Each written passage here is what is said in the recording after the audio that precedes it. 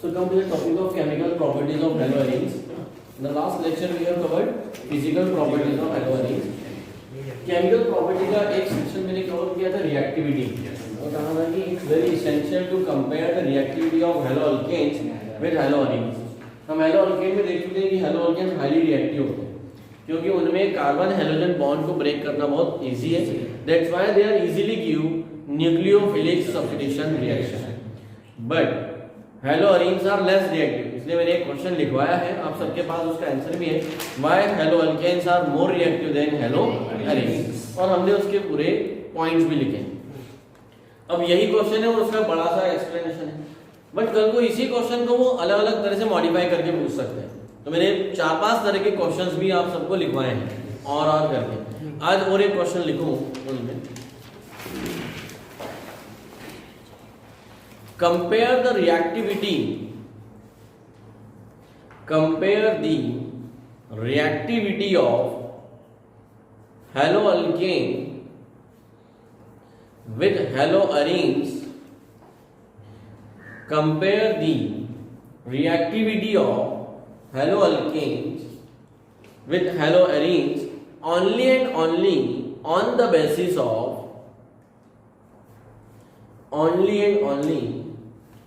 the basis of percentage of S character.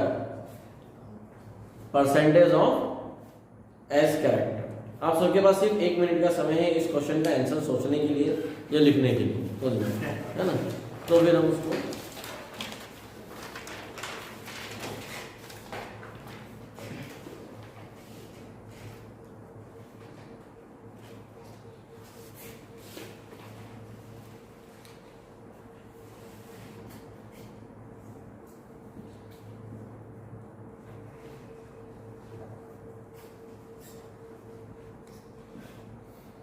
Percentage of S character के base पे कौन ज्यादा रिएक्टिव है और कौन कम रिएक्टिव है और क्या रीजन है।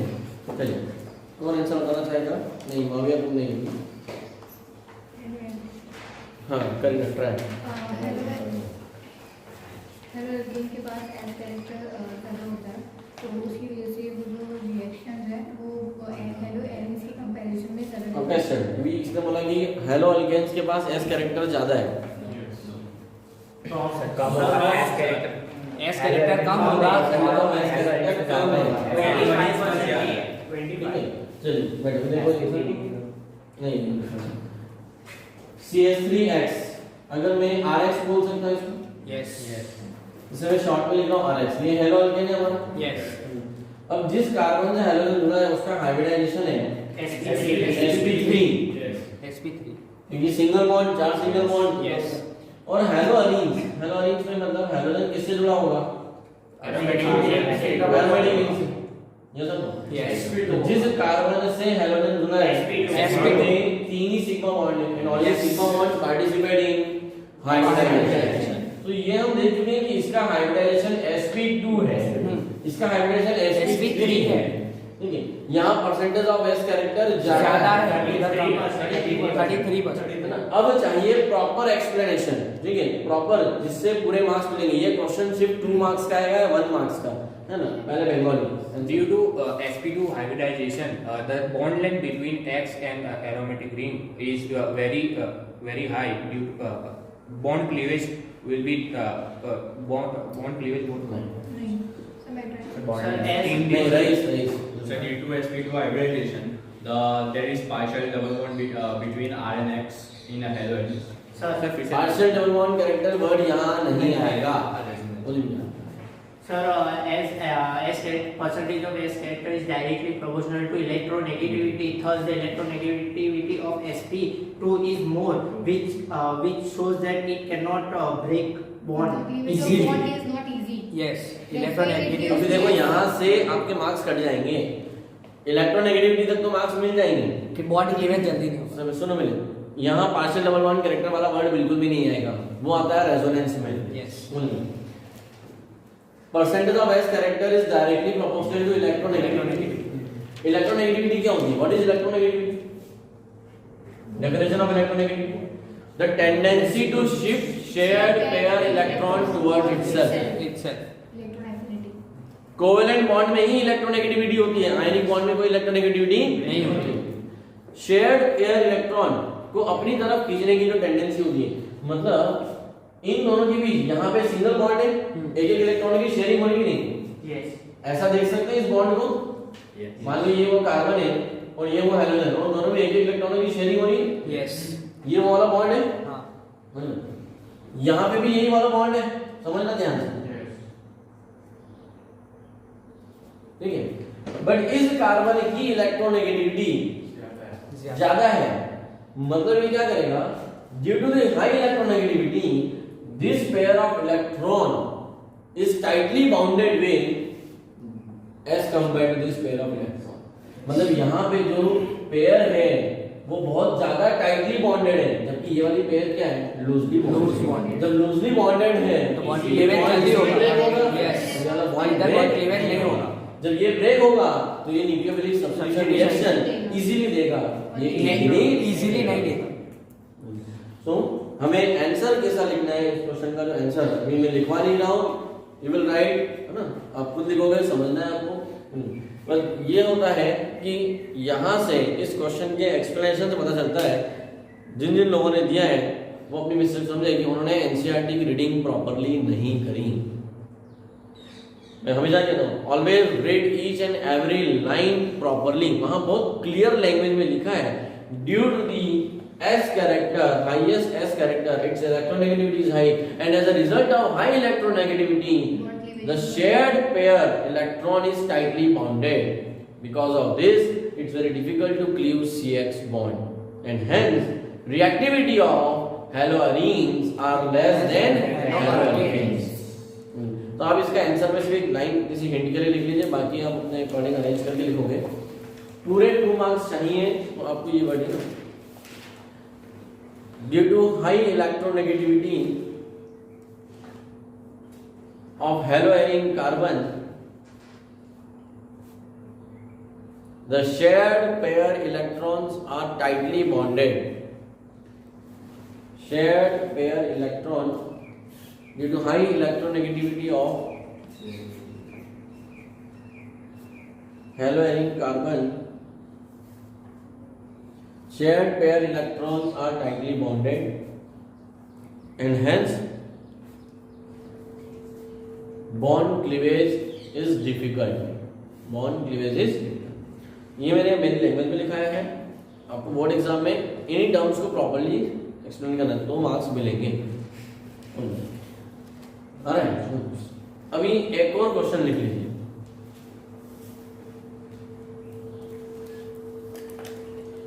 इसका ही और हाँ, इसके और में नहीं, नेक्स्ट क्वेश्चन। गिव 4 reason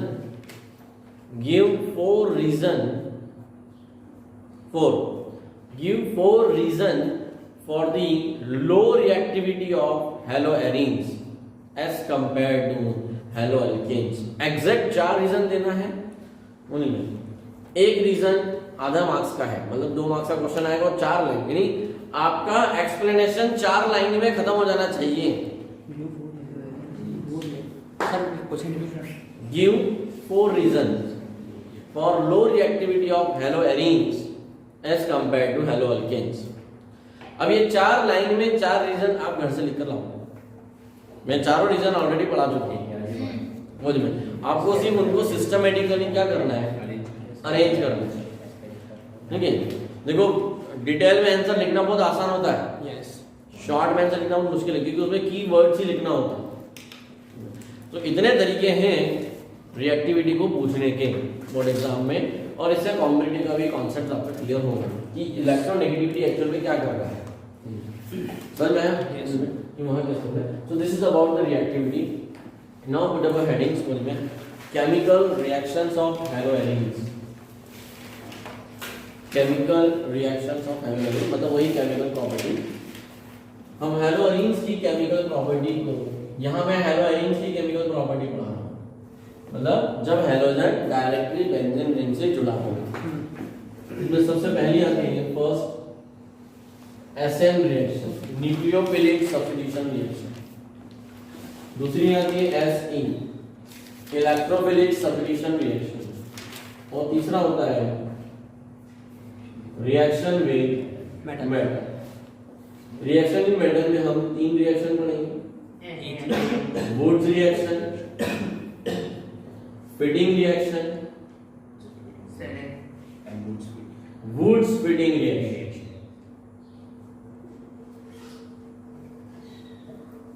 इसमें एक और डाल देते हैं, उल्मन रिएक्शन है ना, उल्मन रिएक्शन भी बोलते हैं उसे। ये चलो यहां पर आगे बढ़िए। SE इलेक्ट्रोफिलिक 11th क्लास में पढ़ चुके हैं कि जब भी इलेक्ट्रोफिलिक सब्स्टिट्यूशन रिएक्शन आ जाए हमेशा याद रखो only aromatic compounds can give electrophilic substitution, कभी भी एलिमेटिक कंपाउंड नहीं देंगे। इलेक्ट्रोफिलिक 5 टाइप की होती है, halogenation, nitration, sulphonation, alkylation, acylation. ठीक है, ये 5 टाइप यहां पर आने वाले हैं। ये पूरे 5 हम इसके अंदर देखने वाले हैं, ठीक है। और एसिलेशन, तो ये एक फ्लो चार्ट बना है, इसके अंदर 5 आप चाहो अपने अकॉर्डिंग बना सकते हो, ठीक है। ये flow chart now put up heading SN reaction.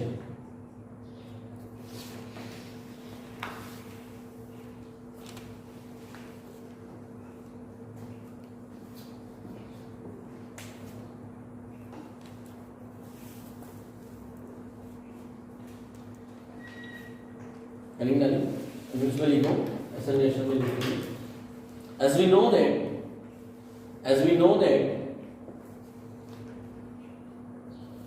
due to partial double bond character,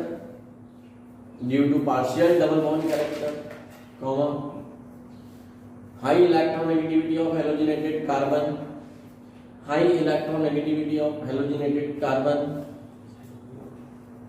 and high electronegativity of halogenated carbon and electron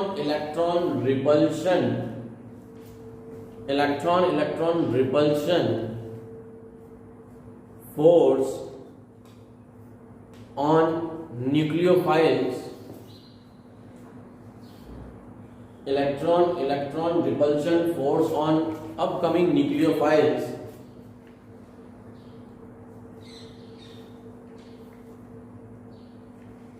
comma, the haloarenes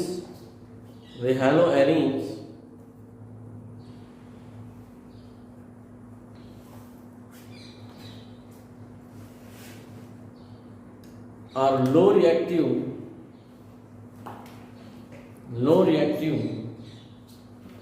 for nucleophilic substitution reaction.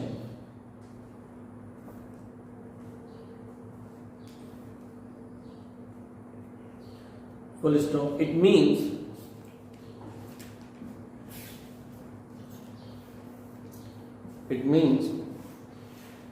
haloarenes can show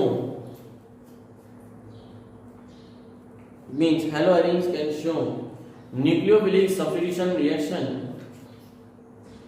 only and only at very high temperature and at very high pressure.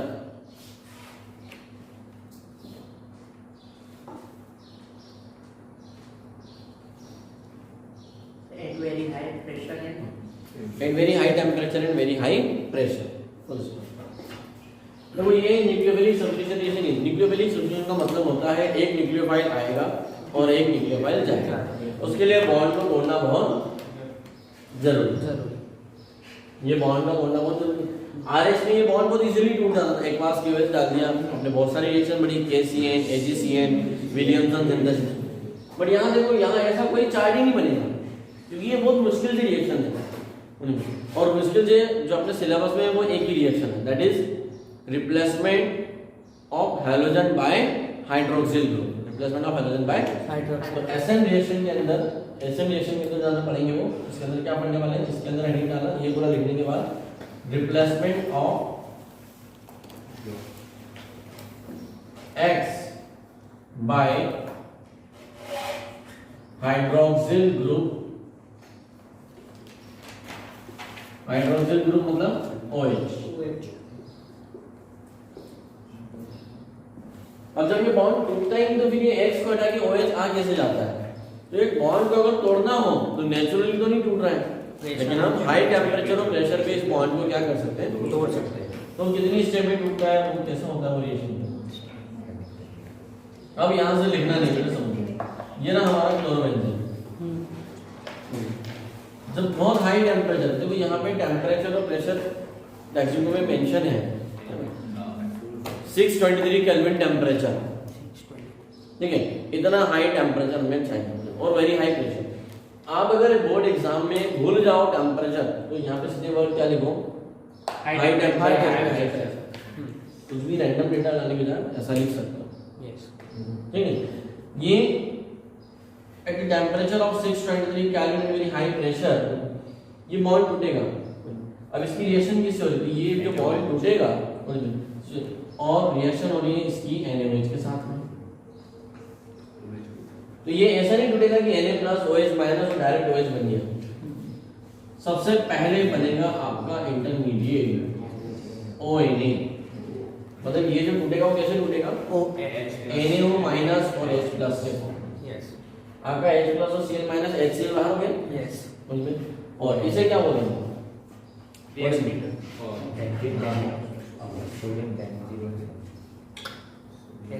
चलो जरा याद करें, RO minus क्या होता है, sodium sodium oxide नहीं, sodium banjo oxide. अच्छा इसको तो एल्कोक्साइड बोलते हैं ना, हाँ, फिनॉक्साइड, फिनॉक्साइड, सोडियम फिनॉक्साइड, क्योंकि CC से इसको क्या बोलते हैं, फिनाइल। फिनाइल। ये क्या है आपका इंटरमीडिएट सोडियम फिनॉक्साइड, हो गया, yes, this is our sodium phenoxide. ये सोडियम मैं स्टेप बाय स्टेप बता रहा हूँ। अब इसका करेंगे हम एसिडिफिकेशन, या तो मैं सिर्फ H प्लस वर्ड लिख दूँ, ठीक है, या फिर और करके यहाँ लिख दूँ एसिडिफिकेशन। एसिडिफिकेशन का मतलब होता है डाइल्यूट एसिड, मतलब H प्लस H2 की प्रेजेंस में जब डाइल्यूट एसिड का ट्रीटमेंट करेंगे तो ये वाला Na हट जाएगा और यहाँ पर आ जाएगा H और आपका क्या बन जाएगा, फिनॉल। तो एक तरह से ये मेथड ऑफ प्रिपरेशन भी हो गई किसकी, और NCERT में बोल के देखो फिनॉल चैप्टर निकालो, फिनॉल ये मेथड ऑफ प्रिपरेशन में ये रिएक्शन है, जो इसकी केमिकल प्रॉपर्टी है वो उसकी मेथड ऑफ प्रिपरेशन। तो क्लोरोबेंजीन से ये बन गया, लेकिन ये रिएक्शन क्या हुई, बहुत हाई टेम्परेचर इसलिए हुई क्योंकि ये बॉन्ड हम आसानी से तोड़ नहीं सकते। Is it possible to increase the reactivity of haloarenes, so how we can increase the reactivity, ये समझने के लिए हमें जानना होगा कि वो कौन कौन से फैक्टर हैं जिसकी वजह से ये रिएक्टिविटी कम हो रही है, जिसकी वजह से रिएक्टिविटी क्या हो रही, कम हो रही। सो ये पूरा लिखोगे, उसके बाद हम टॉपिक पढ़ने वाले हैं how to increase the reactivity of haloarenes for nucleophilic substitution reaction, जिससे ये रिएक्शन कम टेम्परेचर पे भी हो सके। जिससे रिएक्शन कम टेम्परेचर पे भी, तो पहले ये चार्ट बना लिया, ये पूरा लिख लिया, ठीक है, इतना पूरा लिखने के बाद हम वाला टॉपिक शुरू करेंगे। क्लियर, इसमें प्लस कैसे यूज किया, इस क्वेश्चन के आंसर में हमें वर्ड्स यूज करना है। तो ये रिएक्शन में क्या देगा, यहाँ हमें चाहिए high temperature high pressure, intermediate को हर बार बनेगा ये सोडियम फिनॉक्साइड, उसका एसिडिफिकेशन करेंगे। अब इसको एक साथ में लिख सकते हैं, जो मैंने 2 यहाँ लिखा है 1 और 2 डायरेक्ट में फिनॉल लिख सकता हूँ, मतलब बोर्ड एग्जाम में आपको लिखना होगा, आप फिनॉक्साइड नहीं बताना चाहो तब भी काम चलेगा, बताया तो बहुत अच्छी बात है। डिपेंड करता है अगेन किस मार्क्स पे क्वेश्चन आया है। कॉम्पिटिटिव लेवल पे भी आपको पता होना चाहिए कि यहाँ इंटरमीडिएट सोडियम फिनॉक्साइड बनता है, मतलब ये डायरेक्ट नहीं है, मतलब जो NaOH का मोस्ट ऑफ द स्टूडेंट को हैबिट होती है सोडियम हाइड्रोक्साइड को ब्रेक करने की Na प्लस OH माइनस में, बट यहाँ कैसा ब्रेक हो रहा है वो NaO minus and H plus. तो ये पॉइंट ध्यान रखना है, ये एकदम से नहीं। और इसमें कॉम्पिटिटिव में कितना अच्छा क्वेश्चन आ सकता है वो समझने की कोशिश करें। इस रिएक्शन की यहाँ ये एक्सप्लेनेशन ओनली फॉर कॉम्पिटिटिव है, इसको ध्यान रखना।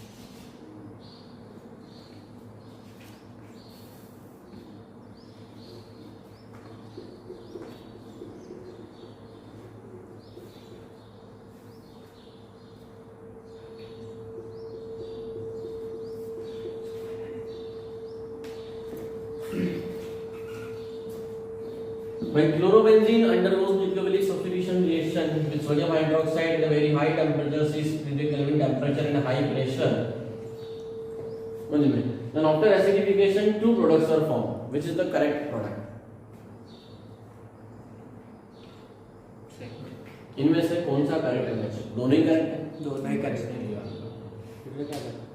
ऊपर वाला करेक्ट है, नीचे वाला करेक्ट है। क्या किया है इस क्वेश्चन में? कॉम्पिटिटिव वाले ध्यान देना। ये जो H के ऊपर 2 और ये सब 3 क्या है? Radio active hydrogen. मैंने जो सोडियम हाइड्रोक्साइड यूज किया, उसका जो H है वो नॉर्मल हाइड्रोजन नहीं, वो ड्यूटेरियम है। अभी इसी बुक को रेफरेंस बुक वाले, इसी क्वेश्चन को रेफरेंस बुक वाले या कोई दूसरे इंस्टीट्यूट वाले कैसे पूछते हैं, वो यहाँ पे दे देंगे NaOD। क्या लिखा होगा? NaOD और यहाँ लिखेंगे H+ और प्रोडक्ट लिखा होगा ODOH। एक क्वेश्चन ये है।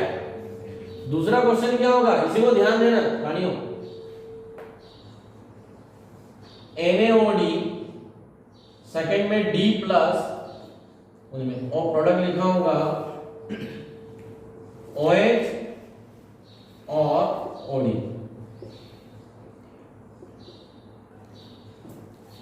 उल्टा भी कर सकता हूं, एक और कॉम्बिनेशन बन सकता है ना। क्या कॉम्बिनेशन बन सकता है? यहां पे लगा दूं H और यहां लगा दूं D। ठीक है, ऐसा कर सकते हैं। यहाँ लगा देते हैं H और यहाँ लगा देते हैं D। दो क्वेश्चन बन गए, question number 1 and question number 2। इसे बोलते हैं ऑर्गेनिक के question in the form of radioactive isotopes. Question को आइसोटोप्स के फॉर्म में पूछना, और ये इंटरेस्टिंग क्वेश्चन बन गए। लिखना उसको है जिसको कॉम्पिटिटिव देना है। बोर्ड में गलती से भी नहीं पूछ सकते, गलती से भी गलती नहीं कर सकते।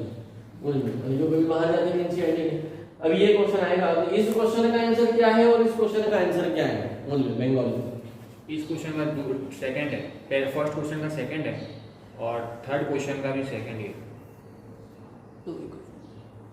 फर्स्ट क्वेश्चन का सेकंड है और सेकंड क्वेश्चन का भी सेकंड है। रीजन सर क्योंकि H+ रिप्लेस करेगा ना उसको, जो इंटरमीडिएट बनेगा, इंटरमीडिएट में उस D है ना, वो DCl बनेगा और NaO बनेगा और फिर वो H+ आके अटैक करेगा। सर ऐसा हो सकता है कि जो ड्यूटेरियम है तो उसका OH यहाँ लग गया और HCl का प्रोडक्ट सर हमने इंटरमीडिएट मींस जो बनेगा वो Na के फॉर्म में ही बनेगा, लेकिन उसके बाद जो एसिडिफिकेशन कर रहे हैं ना उसमें हम चेंजेस कर रहे हैं, इसलिए प्रोडक्ट डिफरेंट आ रहा है। पहले उसका आंसर करेक्ट है। ठीक है, मतलब जो बंगाली ने आंसर दिए हैं वो करेक्ट है क्यों? मैंने पहले ही हिंट दिया ना कि इसका H रिएक्शन में पार्टिसिपेट करता ही नहीं है, नहीं करता। तो Na के O के साथ में क्या लिखा है उसको भूल जाओ। बाद में कौन आ रहा है वो O के साथ आएगा। बाद में कौन आ रहा है? H आ रहा है, ये बनेगा। बाद में कौन आ रहा है? D आ रहा है, तो वो बनेगा। ये आंसर मतलब ये यहाँ पे मैंने कवर कर लिया कॉम्पिटिटिव वाला सेक्शन। वो अब आ जाते हैं अपने बोर्ड वाले सेक्शन में। जो हमारा क्वेश्चन था how to increase the reactivity of halogens towards SN reaction. यहाँ हमने देखा कि उसकी रिएक्टिविटी क्या है, कम है।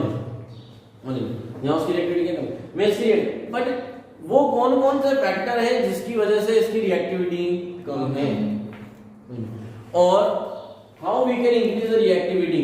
तो देखो आप लोग 4 फैक्टर पढ़ते हो, वो 4 कारण है जिसकी वजह से इसकी रिएक्टिविटी कम है, बट उनमें से वो मेजर रीजन कौन सा है उनमें जिसको अगर हटा दिया जाए तो रिएक्टिविटी बढ़ जाएगी।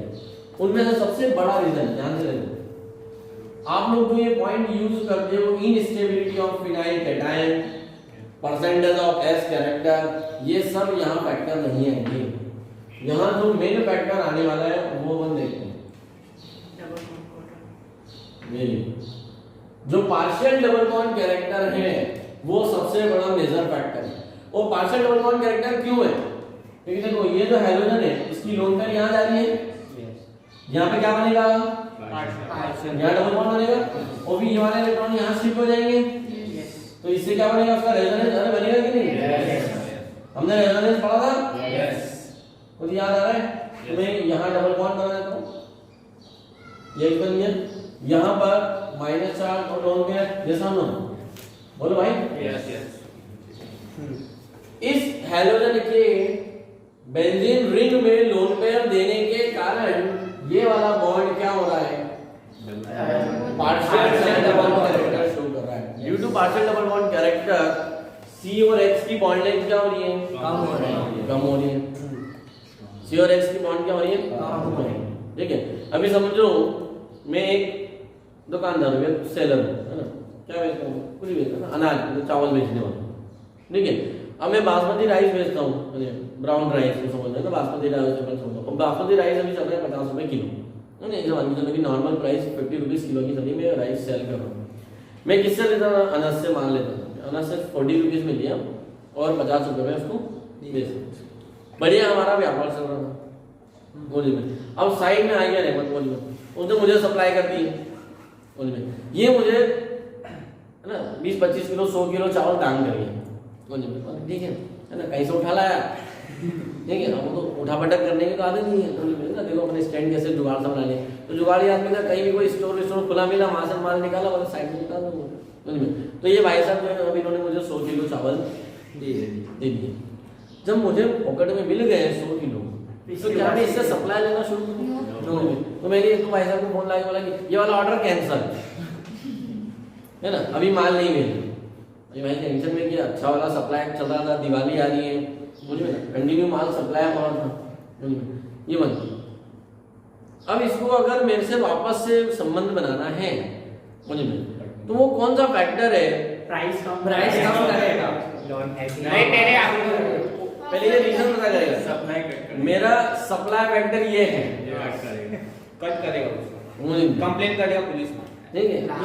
इससे जो मिलने वाला अनाज था खत्म होगा था वो दिन में, यहाँ से जो अनाज आ रहा है वो अगर मेरे पास ना नहीं आएगा तो मैं वापस इसी पे लेना शुरू करूंगा ना, तो मेरा संबंध इससे फिर से बनने लगेगा। कुछ ऐसे ही है, यहाँ जो पार्शियल डबल बॉन्ड कैरेक्टर आ रहा है वो इस X की इस लोन पेयर को देने की वजह से, ये इस रिंग में लोन पेयर दे रहा है ना, अगर इस दी हुई लोन पेयर को कोई और ले जाए, कोई और यूज कर ले, तो ये वाला बॉन्ड का जो partial double bond character form ही नहीं आया नहीं, हम उसकी बॉन्ड लेंथ को थोड़ा सा इंक्रीज कर सकते हैं। Yes. अब ऐसा हमें कोई ढूंढना पड़ेगा जो लोन पेयर का भिखारी हो, और ऑर्गेनिक का सबसे बड़ा भिखारी फ्लोरीन, NO2, ऑर्गेनिक का माइनस आई इफेक्ट में NO2 को। अगर इस रिंग में NO2 आ जाए तो जैसे ही लोन पेयर इसमें आएगी वो लोन पेयर को इसके अंदर ले लेगा, और जिसकी वजह से ये जो पार्शियल डबल बॉन्ड कैरेक्टर है दूसरे से खत्म भी हो जाएगा, लेकिन बॉन्ड लेंथ थोड़ी सी क्या हो जाएगी, जिससे ये बॉन्ड को ब्रेक करना क्या होगा। अब इसका प्रैक्टिकल प्रूफ क्या है, प्रैक्टिकल प्रूफ भी है, और रियल प्रैक्टिकल मतलब लैब में एक्सपेरिमेंटली वेरीफाई किया जा चुका है। हम सबको पता है कि क्लोरीन एक ऑर्थोपैरा डायरेक्टिव है, इट इज ऑर्थोपैरा डायरेक्टिव, इसकी पैरा पोजीशन पे NO2 को इंसर्ट कर दिया, जो रिएक्शन सिर्फ क्लोरोबेंजीन से करा रहे थे वो रिएक्शन अब क्या करा रहे हैं पैरा नाइट्रोक्लोरोबेंजीन से। मैं यहाँ डायरेक्ट लिखूंगा, इंटरमीडिएट नहीं बनाऊंगा, पहला NaOH, देन सेकंड H+, तो Cl हट गया और आपका पैरा नाइट्रोफिनॉल बन गया। क्या बन गया, पैरा नाइट्रोफिनॉल। लेकिन जो रिएक्शन 623 केल्विन पे हो रही थी वही रिएक्शन अब 438 केल्विन पे होने लग गई, 438 केल्विन पे। एक NO2 को डालने से ही टेंपरेचर में इतना चेंज आ गया, 623 से सीधे टेंपरेचर हो गया 480। अगर दो NO2 डाल दिए जाए, अब आप कहीं नहीं लगा सकते, क्लोरीन के अकॉर्डिंग लगाना पड़ेगा, क्योंकि क्लोरीन डायरेक्शन देने वाला है, डायरेक्टिव इफेक्ट। अब मैं डायरेक्टिव इफेक्ट यहाँ नहीं पढ़ा सकता, वो नाम तो पढ़ चुके हैं। बेंजीन पे जो ग्रुप पहले से होता है, पहला ग्रुप, वही दूसरे आने वाले ग्रुप को डायरेक्शन देता है, ठीक है। The process of giving direction to the new upcoming group by the already present first group is known as directive effect. There are two type of directive effect, orthopara directive effect and meta directive effect. तो जो पहले से मौजूद group है वो आने वाले दूसरे ग्रुप को क्या करता है, डायरेक्शन। ठीक है, तो क्लोरीन एक ऑर्थोगोनैलिटी है, दो नाइट्रो लगा दिए, एक NO2 यहाँ लगा दिया, एक NO2 यहाँ लगा दिया। Yes. ठीक है, अभी टेम्परेचर क्या हो जाएगा, now this reaction can be done at room temperature. 25.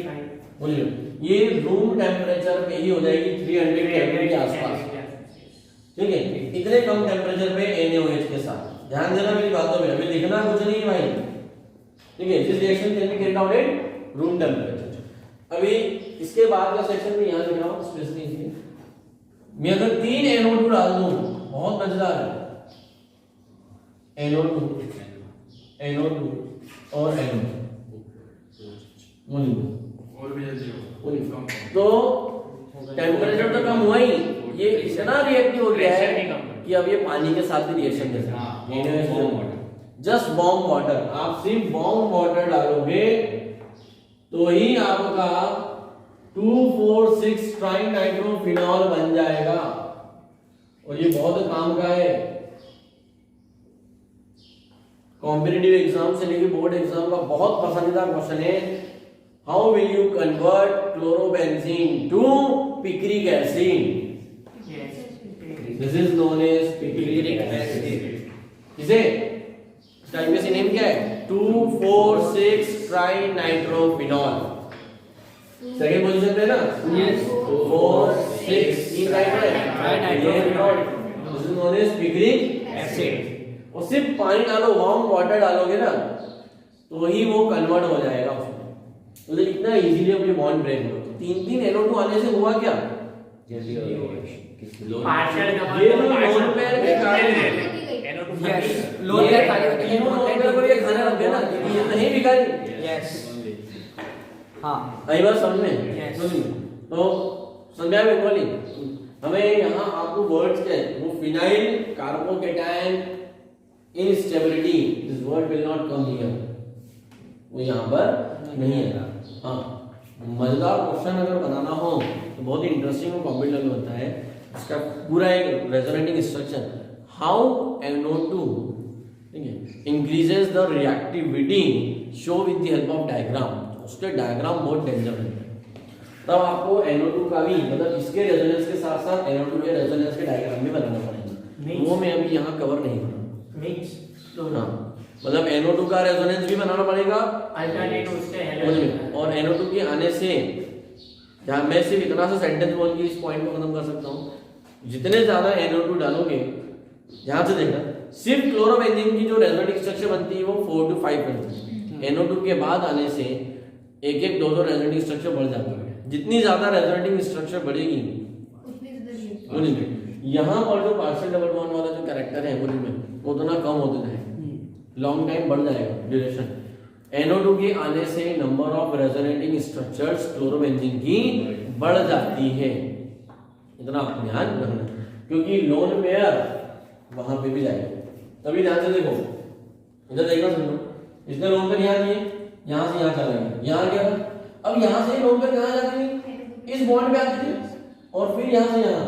लेकिन अगर यहाँ पर NO2 लगा हो तो ये लोन पेयर यहाँ ना आने के बजाय NO2 पे चली जाएगी, फिर NO2 में घूम के आने के बाद यहाँ आएगी। Yes. मतलब क्लोरीन द्वारा दी गई लोन पेयर रिंग में ज्यादा नहीं रहती। Yes. जब वो रिंग में ज्यादा टाइम स्पेंड नहीं करेगी तो उसका जो इलेक्ट्रॉन रिपल्शन है वो कम हो जाएगा, न्यूक्लियोफाइल का अटैक इजी हो जाता है। न्यूक्लियोफाइल का अटैक क्या हो जाएगा, इजी। क्लियर बात समझ?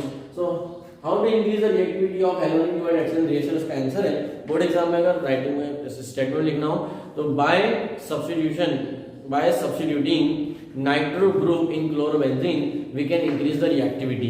ये 1 मार्क्स का क्वेश्चन आया तो ऐसा लिख के खत्म हो गया। अगर 3 मार्क्स में हो तो विद रिएक्शन आप प्रूफ कर सकते हो कि without nitro the reaction is expressed at very high temperature and high pressure, but after substituting nitro group at ortho and para position the temperature of reaction decreases. Even if 3 nitro group is present along with chlorobenzene, then the reaction can be carried out at warm Water also. ये इस बात को prove करता है कि reactivity क्या हो रही है, इंक्रीज होने जा रही है। इजीली बॉन्ड ब्रेक हो रहा है कम टेम्परेचर और कम टेम्परेचर, और तो NaOH की भी जरूरत नहीं है, सिर्फ वाटर के साथ ही रिएक्शन दे रहे हैं। बात समझ में आ रही है? यस। सुनिए, और ये वाला जो क्वेश्चन है भाई, ये देखो, ये सिर्फ कॉम्पिटिटिव लेवल पे है, उनमें इसको आपको साइड में लिखना है, इनके साथ मिक्स नहीं करना है, बिल्कुल साइड में अलग से नोट करना है। उनमें आप घर पे भी जाके अपने क्वेश्चन नहीं बना सकते। इसको बोलते हैं question based on radioactive isotope, जो सिर्फ कॉम्पिटिटिव में आते हैं। ठीक है, सो नेक्स्ट पार्ट में आता है electrophilic substitution reactions of halogens.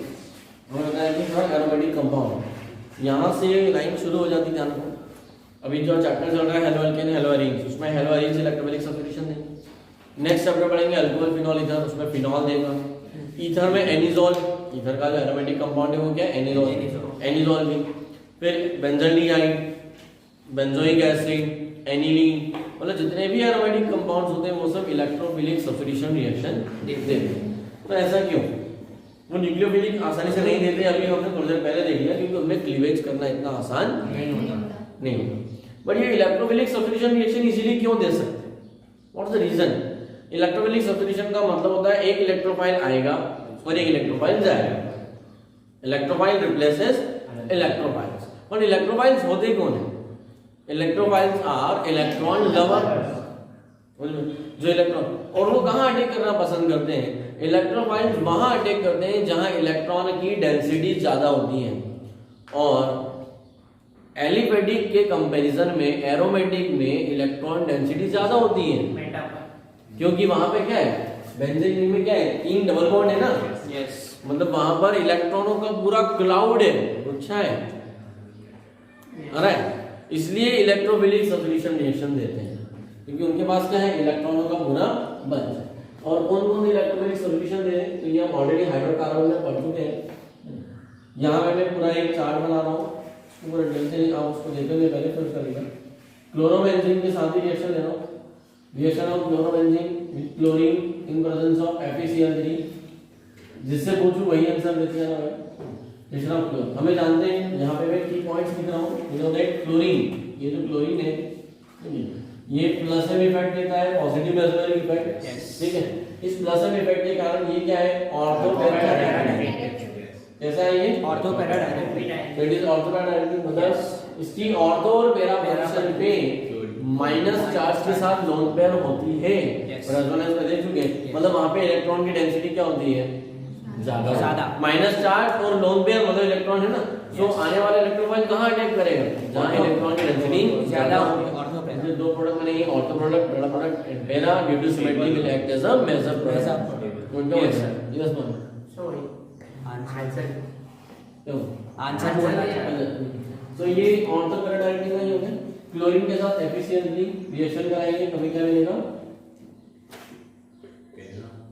बोलना नहीं है, जब पूछो तो यहाँ ortho dichloro plus para dichloro दोनों बनेंगे। Yes. This is known as chlorination. यहाँ भी से कह सकते हैं हेलोजीनेशन। हाइड्रोजनेशन। नाउ मेरा क्वेश्चन जहाँ से जो जिसको आंसर आता है just reasoning, what is the role of FeCl3 in halogenation reaction? यहाँ फेरिक क्लोराइड का क्या यूज है? फर्स्ट क्वेश्चन मैं ये क्वेश्चन लिखवाऊंगा नहीं, because all this questions are already taught in hydrocarbon chapter. Second, can we replace FeCl3 with AlCl3? दो question है, इसको आंसर आता है इन दोनों के They are Lewis acids. दोनों के आना चाहिए। They are Lewis acid. They have lone pair in it, so they can make FeCl4 and paired homolytic cleavage होगी इसके बीच। सिस्टमेटिक, मैंने कहा कि दोनों क्वेश्चन के आंसर बता। पहला है इसका रोल क्या है, ठीक है। अब आपके जो आंसर देने से वो आंसर नहीं मिल जाता। आपने तो ये बताया कि लुईस एसिड है, इसका आंसर नहीं मिलेगा। एसिडिक कैटलिस्ट सर FeCl3 ऐसा पोलैरिटी जनरेट करता है और उसको डायरेक्ट क्लोरीन के रिस्पेक्ट में डायरेक्शन देता है कि कहाँ पे अटैक करना है। डायरेक्शन तो क्लोरीन को इसमें मार्क्स पूरे नहीं मिलेंगे। मैं यहाँ पे सारा इलेक्ट्रोलिक सब्स्टिट्यूशन लिखूंगा और यहाँ मैकेनिज्म बनाऊंगा, मैकेनिज्म ऑफ रिएक्शन। ये भी लिखना नहीं है, तो मुझे समझ लेना, उसके बाद लिखूंगा। What is the role of FeCl3 here? Here FeCl3 act as a electrophile generator. हम कह रहे हैं कि एक इलेक्ट्रोफाइल आएगा, एक इलेक्ट्रोफाइल जाएगा, ये पूरी रिएक्शन होगी। यहाँ पर आपको ना तो कोई इलेक्ट्रोफाइल आते हुए दिखा, ना इलेक्ट्रोफाइल जाते हुए दिखा। और आप कह रहे हो ये क्लोरीन आया, तो वो क्लोरीन इलेक्ट्रोफाइल इधर आया कैसे? क्योंकि इलेक्ट्रोफाइल क्या होता है? जिसमें प्लस चार्ज हो। तो यहाँ पे क्लोरीन में कोई प्लस चार्ज ही नहीं है, तो Cl2 ये तो न्यूट्रल है ना, Cl2। तो इसका रोल क्या है? इलेक्ट्रोफाइल को जनरेट करना। Yes, we can replace FeCl3 with AlCl3 because both are Lewis acids. And just like FeCl3 ferric chloride, aluminum chloride can also generate electrophile. ये दोनों क्वेश्चन के आंसर हो जाते हैं यहाँ पे। ये लो अभी मैकेनिज्म में पूरा बनाऊंगा। हैलोजिनेशन के बाद आता है हमारा नाइट्रेशन। ठीक है, when chlorobenzene reacted with concentrated HNO3, ठीक है, HNO3 plus H2SO4, the mixture of HNO3 plus H2SO4, this is known as nitration. ये जो नाइट्रेशन है यहाँ पे क्या बन जाएगा? ऑर्थो नाइट्रोक्लोरोबेंजीन और पैरा नाइट्रोक्लोरोबेंजीन। तो ये प्रोडक्ट आपको याद करने की जरूरत नहीं पड़ेगी। नाइट्रोजन के बाद हमारा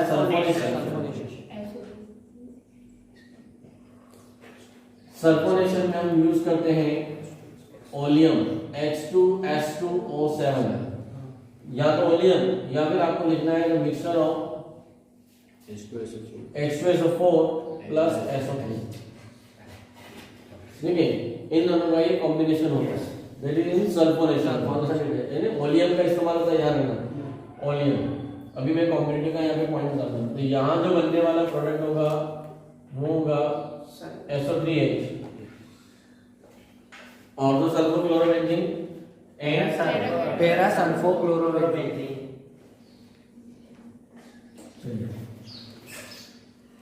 The most famous main reaction of the board exam, that is Friedel-Crafts reaction. अभी बोलो नहीं भाई, क्वेश्चन मैं आप लोगों से पूछूंगा मैकेनिज्म की वजह से। ये मैंने इसका मैकेनिज्म पढ़ाया है, इसलिए Friedel-Crafts alkylation। Now why it is known as alkylation?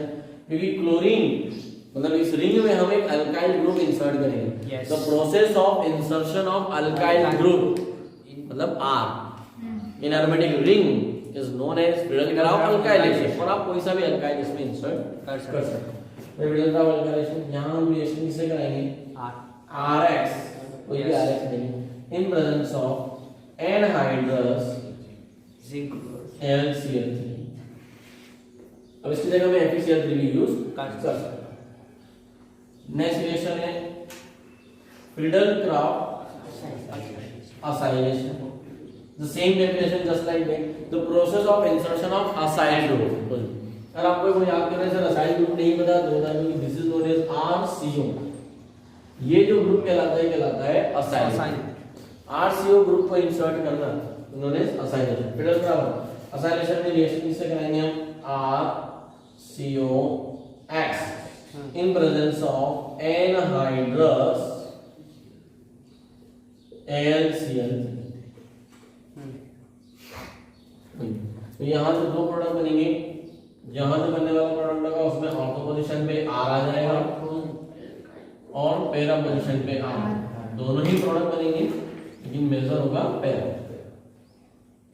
ऐसे ही सिमिलरली यहाँ जो बनेगा, अब इसको लिखना किसके लिए? C के साथ जोड़ देगा, R के साथ ऐसे नहीं, ऐसा मत लिखना RCO उल्टा लिखना। ठीक है, ये उल्टा C डबल O R नहीं। यस, जो एक कीटोन है, ये कीटोन है ना, एरोमेटिक कीटोन, मिक्स कीटोन बोलते हैं।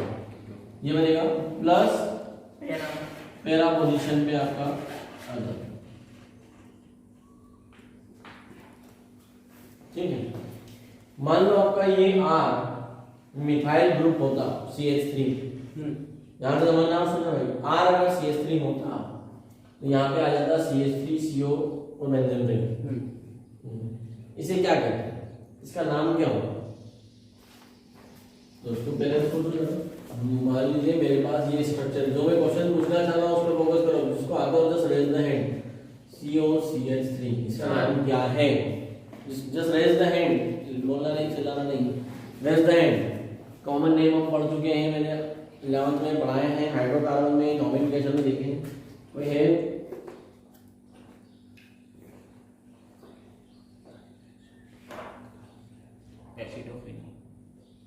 एसिडोफिनॉल, दिस इज एसिडोफिनॉल।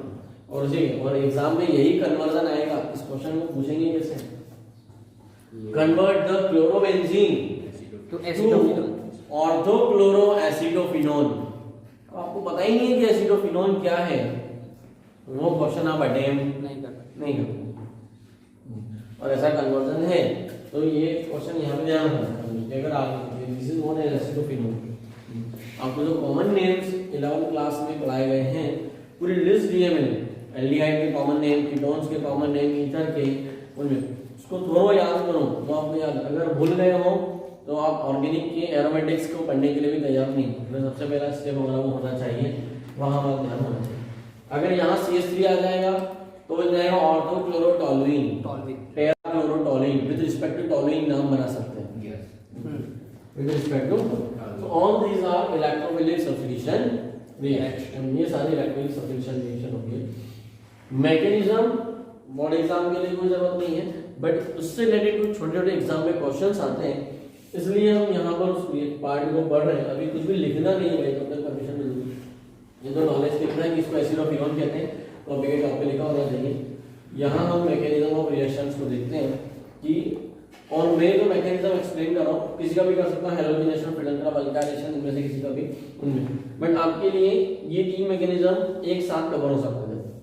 जो मैकेनिज्म हैलोजिनेशन का है वही सेम मैकेनिज्म अल्काइलेशन का है, फिल्टर का, और वही मैकेनिज्म असाइलेशन, सिर्फ रिप्लेस करना है। तो मैं इसलिए ये वाला मैकेनिज्म दे रहा हूँ, इनके मैकेनिज्म की जरूरत नहीं है, बहुत इजीली यहाँ पे SO3 इलेक्ट्रोफाइल अलग से दिख रहा है। हाँ यस, कॉम्पिटिटिव वाले ध्यान से सुनना, बहुत इंपॉर्टेंट स्टेटमेंट है। इन 5 इलेक्ट्रोफिलिक सब्स्टिट्यूशन रिएक्शन में से एकमात्र सल्फोनेशन ही ऐसी है जो रिवर्सिबल है,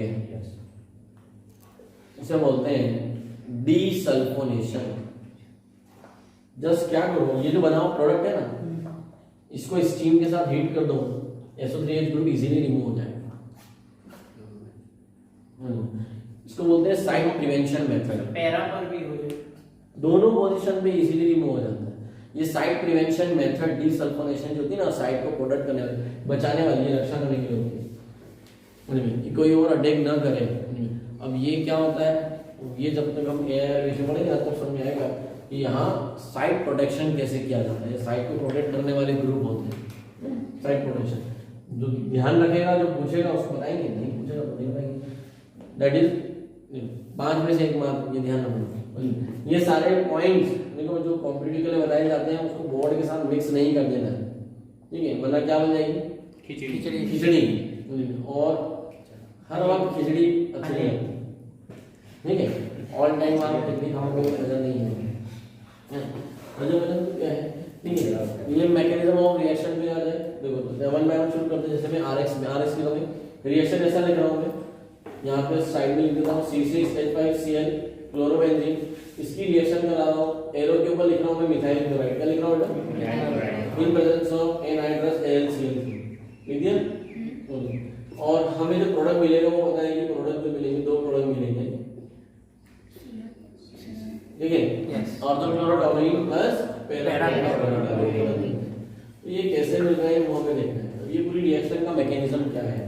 सबसे पहला क्या होता है, स्टेप 1 ध्यान रखो, ये रिएक्टेंट है, ये अटैकिंग लेयर है, पर इन दोनों का कोई रिएक्शन नहीं है आपस में, पहले ये दोनों रिएक्ट करेंगे। CH3Cl plus AlCl3 aluminium chloride, और बनाएंगे CH3 plus carbonated and AlCl4 minus. अब ये ध्यान रखना कि क्लोरीन, एल्यूमिनियम ने एक क्लोरीन एक्सेप्ट कैसे कर लिया, एक बैलेंस खा गोबर गणेश। एल्यूमिनियम के पास लोन पे होता तो वो लुईस बेस हो जाता, नहीं है। आज तो शनिवार है ही नहीं। नहीं बोलने से पहले सोचो भाई। इसलिए कहा कि जब जवाब दो तभी नहीं दो। ये जो AlCl3 एल्यूमिनियम, इसके पास वैकेंट ऑर्बिटल्स हैं, फ्री ऑर्बिटल, क्योंकि इसका ऑक्टेट इनकम्प्लीट है। जिसका ऑक्टेट इनकम्प्लीट होता है वही लुईस एसिड का काम करता है। यस, इसका ऑक्टेट इनकम्प्लीट है ना, इसके चारों ओर सिर्फ 6 इलेक्ट्रॉन ही है, इसका ऑक्टेट कंप्लीट नहीं है एल्यूमिनियम का। तभी तो उसने एक क्लोरीन को एक्सेप्ट कर लिया और अपना ऑक्टेट क्या कर लिया, Complete कर लिया। तो आप ऐसे ही यूज कर सकते हो जिसका सेंट्रल एटम का ऑक्टेट इनकम्प्लीट हो। ये सब कॉम्पिटिटिव, ये पूरा सेक्शन वहीं से चल रहा है आपका ना। अब इसका बोर्ड से संबंध खत्म हो गया भाई, ठीक है। CH3Cl LCl3 plus LCl4 minus बन गया। Now this is what electrophile, and this CH3 plus is ready to attack on C6H5। तो ये जो अब स्टेप 2,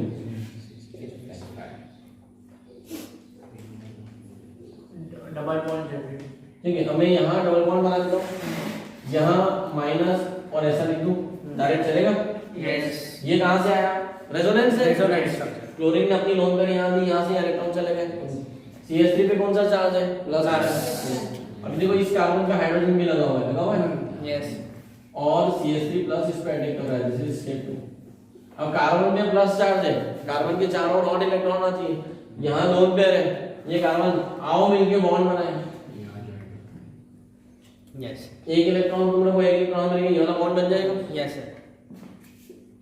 अभी ये आप पूरा बॉन्ड बना लीजिए,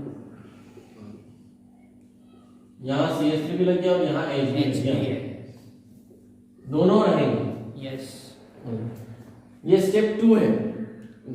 now what happen in step 3, CH bond cleavage होगा और ये H क्या होगा, बाहर निकलेगा, किस फॉर्म में, H++ में। और partial double. Step 3 removal of H+। Step 2 attack of electrophile on ortho position, then ortho and para दोनों पोजीशन पे अटैक होगा, ठीक है। ऑर्थो पे भी और पैरा पे, मैं ऑर्थो पे अटैक करके बता रहा हूं, ठीक है।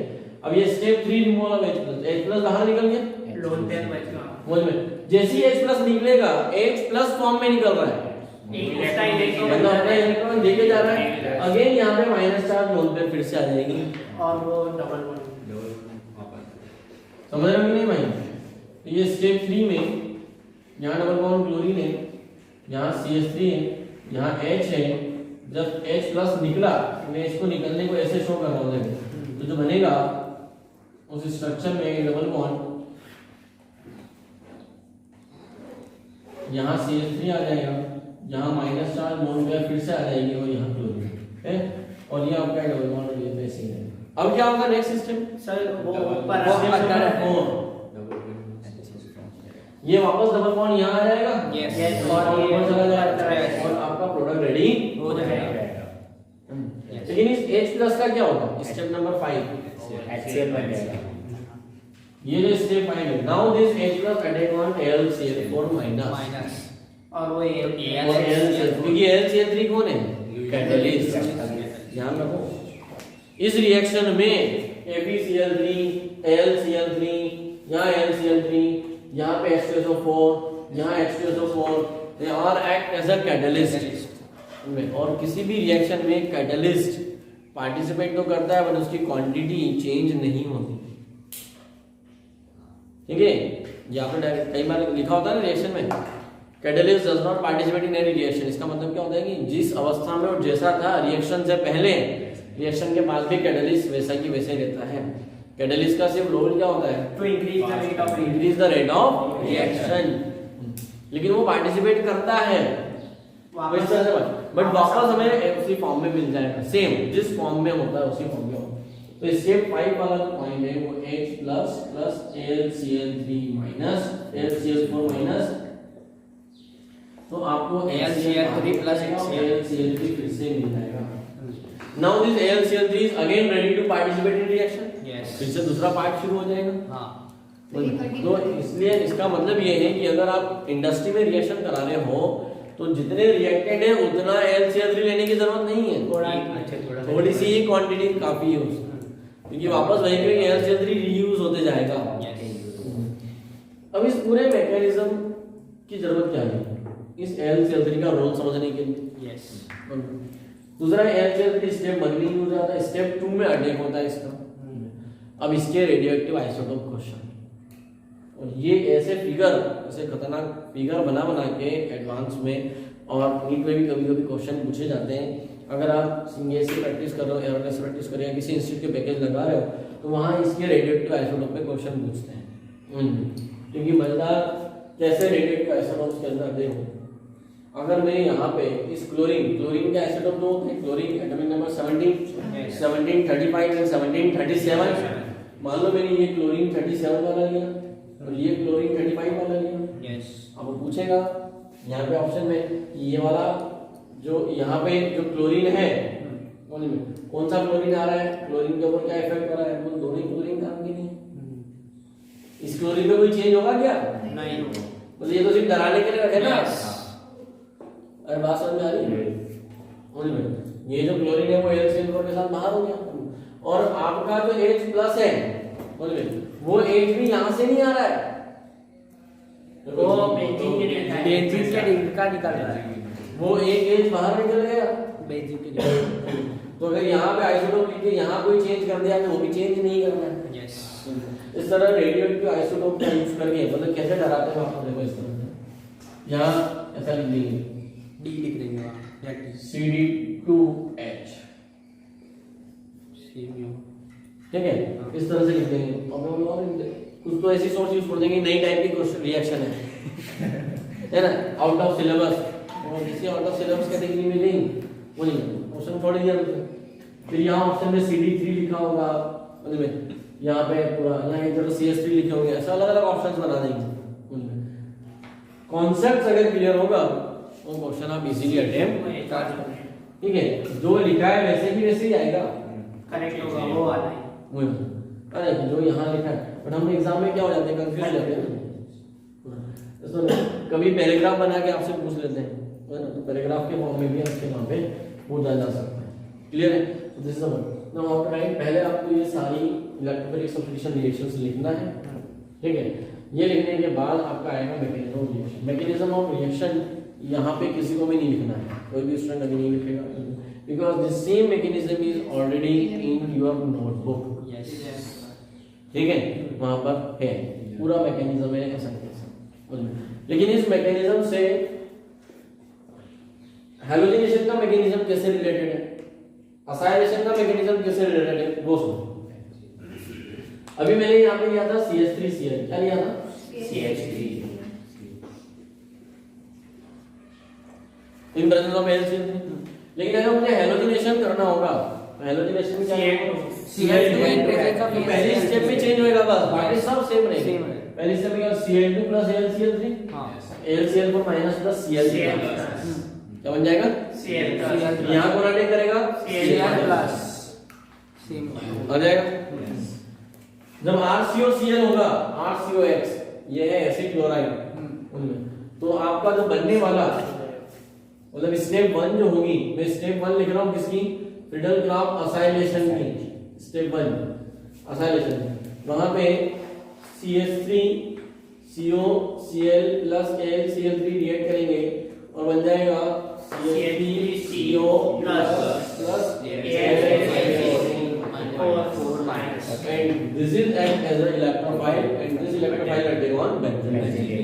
यहाँ पर ये बनेगा, स्टेप 1 आ जाएगी, CH3 प्लस की जगह ये लिखना है आपको, पूरा सब कुछ सेम है, मतलब पूरे मैकेनिज्म हम ऐसे ड्रॉ कर सकते हैं। सर जितना ज्यादा हम कैटलिस्ट डालेंगे उतनी फास्ट रिएक्शन होगी। नहीं, कैटलिस्ट ऐसा नहीं, बहुत ज्यादा मात्रा में भी कैटलिस्ट वो पॉइजन बन जाता है। हाँ, मतलब इकोनॉमिकली तो कॉस्टली हो गई, समझ कि अगर आपने कैटलिस्ट इतना ज्यादा यूज करोगे, समझ में आपके बनने वाले प्रोडक्ट की कॉस्ट क्या होगी? बढ़ जाएगी। तो कॉस्ट इफेक्टिव वो इकोनॉमी अलग रख सकते हैं, but the most important sometime the high amount of liquid, ज्यादा कैटलिस्ट भी, कैटलिस्ट का इस्तेमाल can act as a hindrance, वो रिएक्शन में क्या करेगा? हिंड्रेंस क्रिएट करेगा ना, मतलब रिएक्टेंट कम होगा और कैटलिस्ट बहुत ज्यादा होगा। तो वहीं उसी छोटे से क्लास में क्या होगा? बहुत सारा स्टेरिक हिंड्रेंस क्रिएट करेगा, रिएक्शन को क्या करेगा? वो पॉइजन करेगा। क्लियर है? तो इतना सबको लिखना है, मतलब यहाँ तक आपको लिखना है, ये तो सिर्फ समझाने के लिए था, ये ऑलरेडी आप लोगों को मटेरियल में इनके बेस में, ठीक है। तो this is the part 2 electrophilic substitution reaction of hello arenes. ये पार्ट यहाँ पे फिनिश हो गया, ये पूरा लिख लो। कौन सा? Now come to the part 3, the third and last part of the chemical reaction of haloarenes with reaction with metal. So बहुत easy है, already halo alkanes में पढ़ चुके हैं, Wurtz reaction अब सबको आती है, एक ही बार करके दिखाना है और एग्जाम में कैसे पूछा जाएगा वो बताना है। थोड़ा सा फोकस करो बुक पे, one by one. Reaction with metal में सबसे पहले देखते हैं Wurtz reaction। तो Wurtz reaction जो थी वो किसके लिए दी गई थी, ध्यान रखना। मैंने यहाँ वुड्स क्यों लिखी है उसके पीछे कारण बता दूं। जो वुड्स रिएक्शन है वो हेलो अल्केन्स ही देते हैं, ध्यान से सुनना। वुड्स रिएक्शन क्या थी, RH plus Na plus RH in presence of dry ether। तो आपका NaX बाहर निकल गया था, यहाँ 2Na आपको बैलेंस चाहिए, तो क्या बनेगा R plus 2Na। ठीक है, बोलो नहीं भाई, सुनो। ये क्या है, एल्केन। ये क्या है, एल्केन। वुड्स रिएक्शन सिर्फ हेलो एल्केन में थे। जैसे वुड्स रिएक्शन होती है, यही सोचकर उनमें क्या बनाई गई थी, फिटिंग रिएक्शन। जैसे हेलो एल्केन्स आपस में रिएक्ट करते हैं, वैसे ही हेलो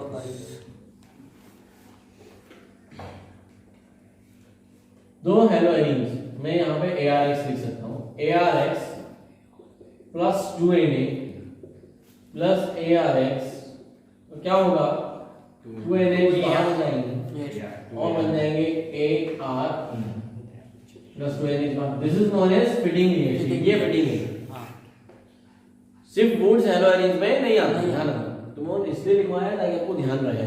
उसके बेसिस पर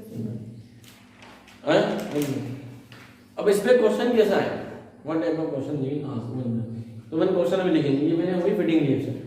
अब इन दोनों का कॉम्बिनेशन कहलाता है वुड्स फिटिंग रिएक्शन। जब अराइल हैलाइड प्लस अल्काइल, यहां पे दोनों अल्काइल, दोनों नहीं भाई, alkyl plus alkyl, aryl plus aryl, ठीक है। लेकिन हम एक अल्काइल लेंगे और एक अराइल लेंगे, वो रिएक्शन हो जाएगी हमारी वुड्स फिटिंग रिएक्शन।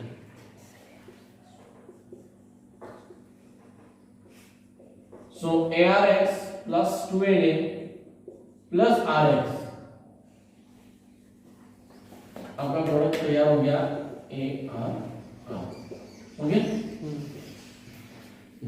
जहां हम सोडियम यूज कर रहे हैं फिटिंग रिएक्शन में, अगर उसकी जगह मैं कॉपर का इस्तेमाल करूं, सुनना, if copper is used in place of sodium in fitting reaction, then this reaction is known as Ullmann reaction।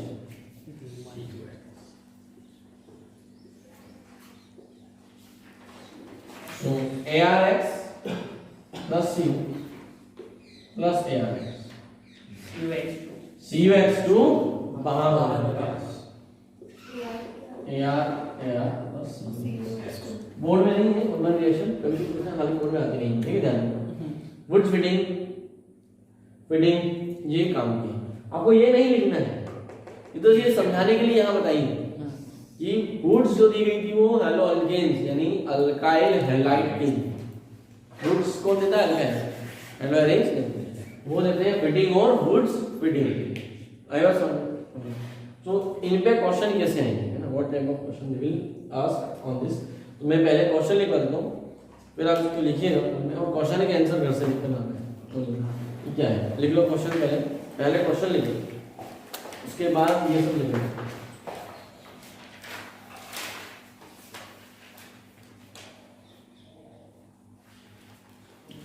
How can you convert the following? How can you convert the following?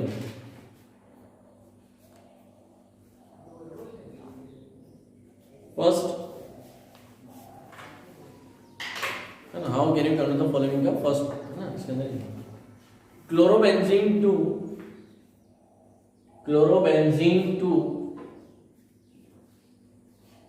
Biphenyl biphenyl, BIPHENYL, biphenyl, रुकना है ना, अभी बोलना नहीं। Then second, chlorobenzene 2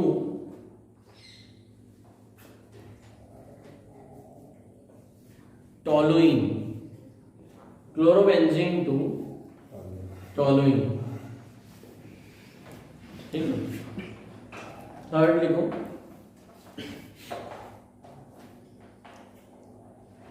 benzene 2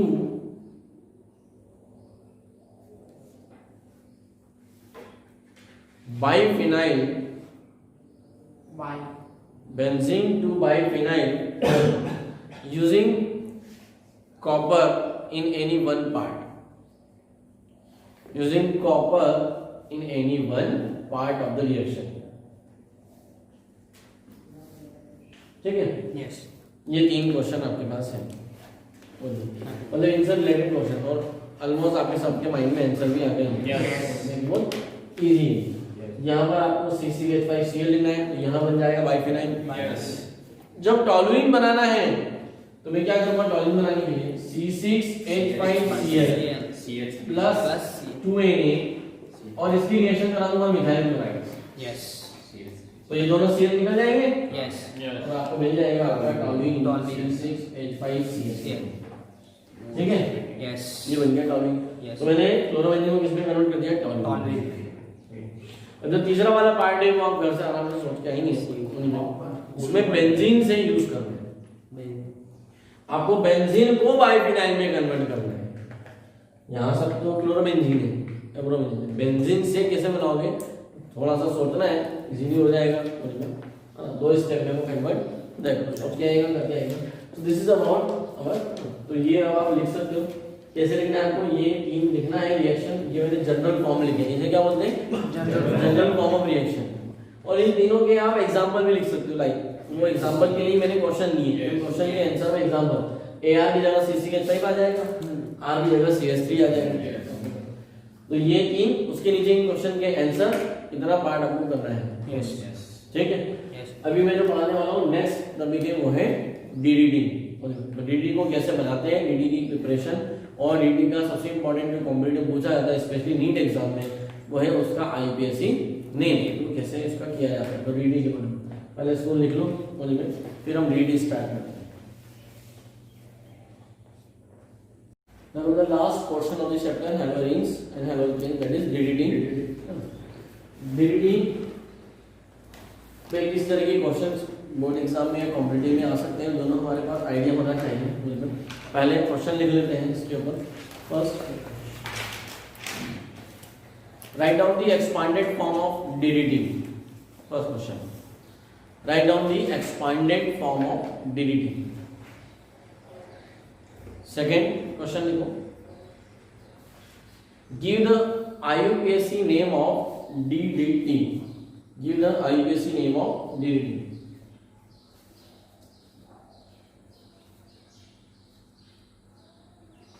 Third, draw the structure of DDT. Draw the structure of DDT. Draw the structure of DDT. Fourth, and the last, how can you prepare DDT? अब होता क्या है स्टूडेंट्स को कंफ्यूजन, कभी भी किसी student से DDT का IUPAC पूछो तो 90% केसेस में बताओ क्या बोलते हैं, डाइक्लोरो डाइफिनाइल ट्राइक्लोरोइथेन, डाइक्लोरो डाइफिनाइल ट्राइक्लोरोइथेन, जो कि इसका एक्सपांडेड फॉर्म, वो एग्जैक्ट IUPAC नेम नहीं है। तो इसका एक्सपांडेड मतलब डाइक्लोरो डाइफिनाइल ट्राइक्लोरोइथेन, ये एक्सपांडेड फॉर्म है।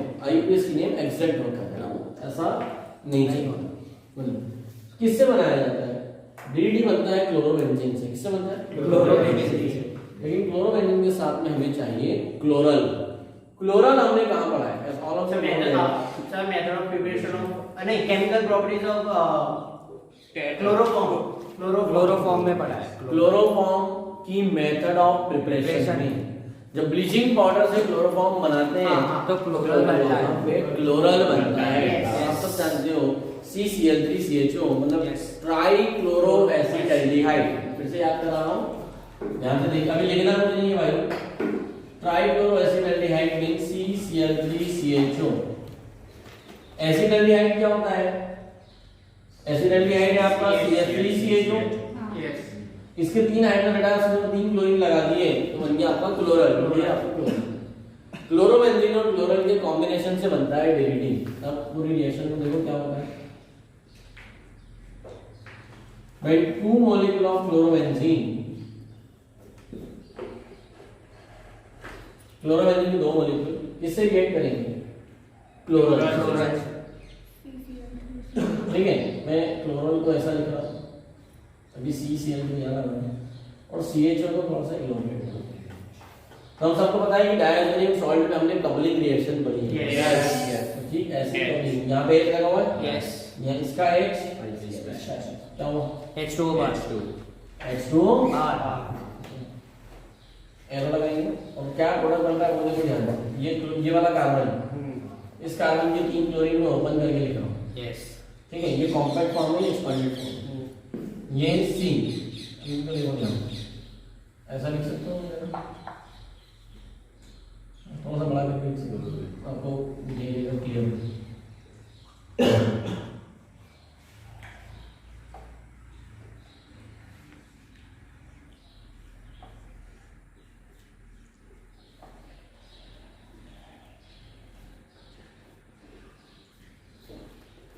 यही बनेगा? Yes.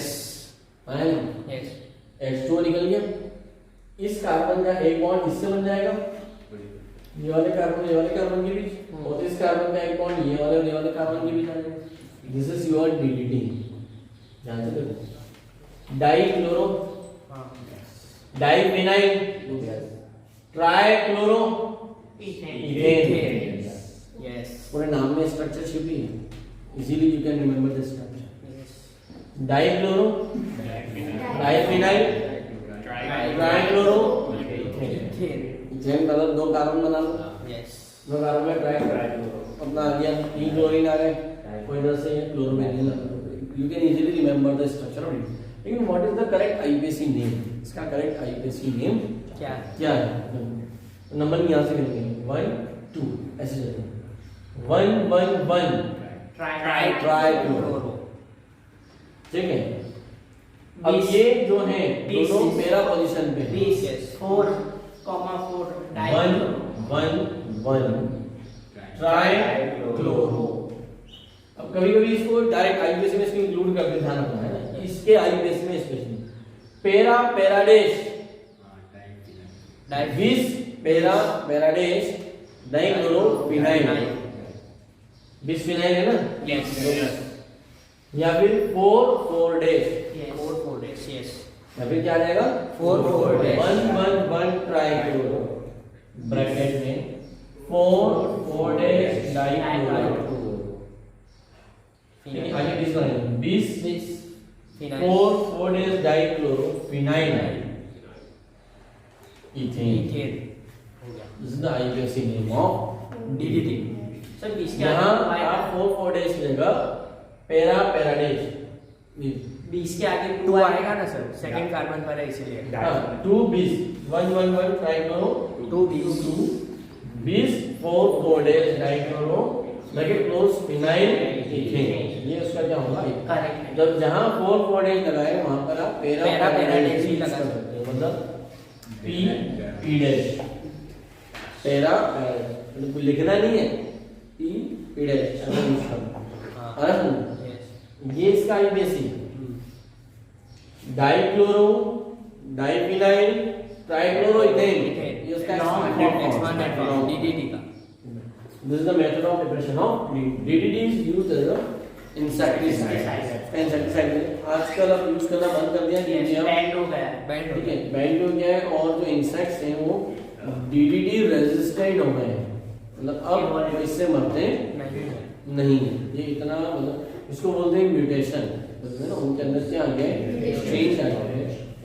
तो जो लोग बायो पढ़ते हैं, बायो में ओरिजिन ऑफ इवोल्यूशन चैप्टर जब पढ़ेंगे जेनेटिकल इवेंट में, वहाँ पे डार्विन के नियम के अंदर आएगा कि इन्होंने अपने अंदर एक रेजिस्टेंट पावर डेवलप कर ली है अगेंस्ट द डीडीटी।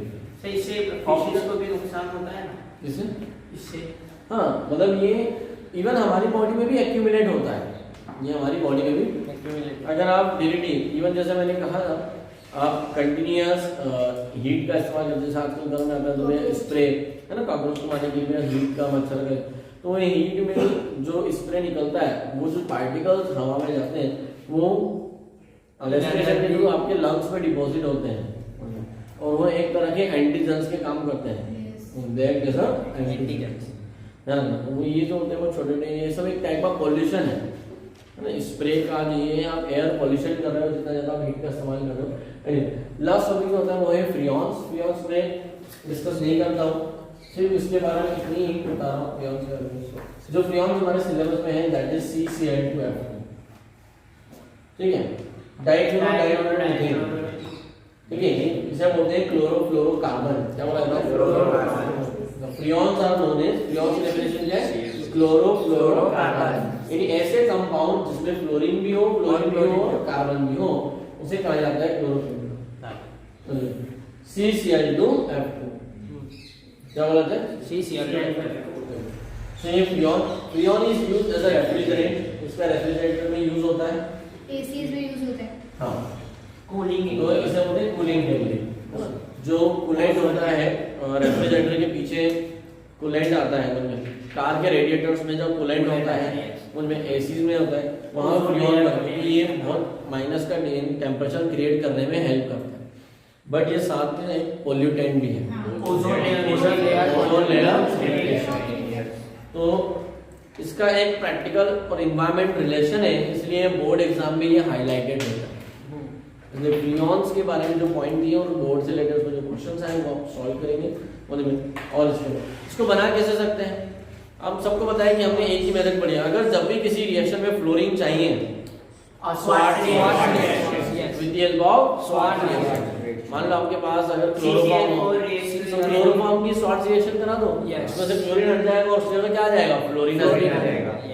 अरे तो कार्बन टेट्राक्लोराइड से, क्लोरोफॉर्म से, डाइक्लोरोमीथेन से, इन सब से जिनमें क्लोरीन है उनको हटाकर हम क्या लगा सकते हैं? फ्लोरीन लगा सकते हैं। With the help of salt reaction we can create freons को बना सकते हैं, ठीक है। तो यहाँ पर आपका एक पूरा चैप्टर फिनिश हो जाता है। पूरा पहले पूरा डीडीटी लिखना है, इसके मेरे क्वेश्चन आंसर उसमें वो आंसर आएंगे। देन फ्रियॉन्स के ऊपर कार्बन टेट्राक्लोराइड पे जो छोटे छोटे पैराग्राफ दिए हैं वो पढ़ना है। And after it you can start solving the NCERT questions हैं और previous year को आप सॉल्व करना शुरू कर सकते हैं। क्वेश्चन बैंक से सारे मैक्सिमम क्वेश्चन बन जाते हैं। जो नेक्स्ट लेक्चर होगा मेरा उसमें बहुत ही इंपॉर्टेंट होने वाला है। It will be on organic conversion. Conversion जो कि 12th क्लास के स्टूडेंट को सबसे ज़्यादा परेशान करते हैं वो, क्योंकि पूरे पार्ट 2 में ऑर्गेनिक एक्सरसाइज में आपको कन्वर्जन ही कन्वर्जन दिखेंगे। तो कुछ ऐसे रूल्स हैं, यूनिवर्सल रूल, जिनसे कन्वर्जन आपके लिए बहुत ईजी हो जाएंगे। हम कन्वर्जन कैसे कर सकते हैं उसके बारे में पढ़ेंगे उसमें। So next lecture will be on the organic convergence, है ना। कन्वर्जन्स के ऊपर हमारा पूरा फोकस होगा। उसके बाद एक बार कन्वर्जन का बेस आपका तैयार हो गया तो ऑर्गेनिक के लिए रेडी हो जाओगे, ठीक है।